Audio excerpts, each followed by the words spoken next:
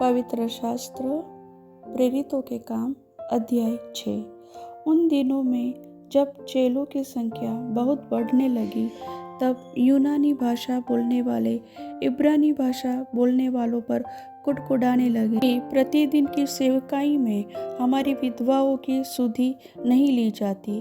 तब उन बारों ने चेलों की मंडली को अपने पास बुलाकर कहा, यह ठीक नहीं कि हम परमेश्वर का वचन छोड़कर खिलाने पिलाने की सेवा में रहे। इसलिए हे भाइयों, अपने में से 7 सुना पुरुषों को जो पवित्र आत्मा और बुद्धि से परिपूर्ण हो चुन लो कि हम उन्हें इस काम पर ठहरा दे। परंतु हम तो प्रार्थना में और वचन की सेवा में लगे रहेंगे।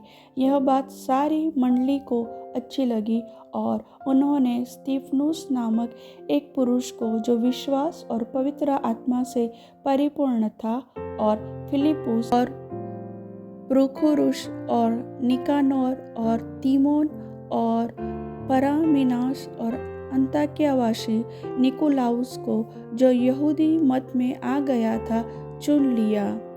इन्हें प्रेरितों के सामने खड़ा किया और उन्होंने प्रार्थना करके उन पर हाथ रखे।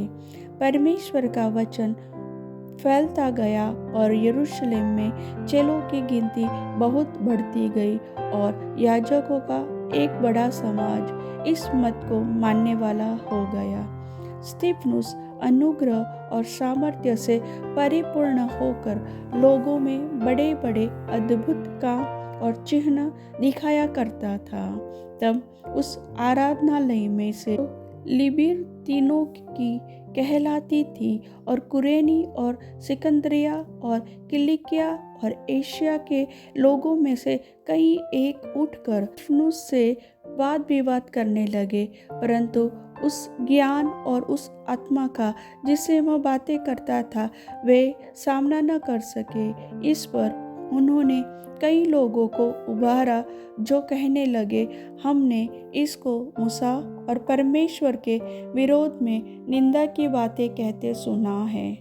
और लोगों और प्राचीनों शास्त्रियों को भड़काकर चढ़ आए और उसे पकड़कर महासभा में ले आए और झूठे गवाह खड़े किए, जिन्होंने कहा, यह मनुष्य इस पवित्र स्थान और व्यवस्था के विरोध में बोलना नहीं छोड़ता, क्योंकि हमने उसे यह कहते सुना है कि यही यीशु नाज़री इस जगह को ढा देगा और उन रीतियों को बदल डालेगा जो मूसा ने हमें सौंपी है।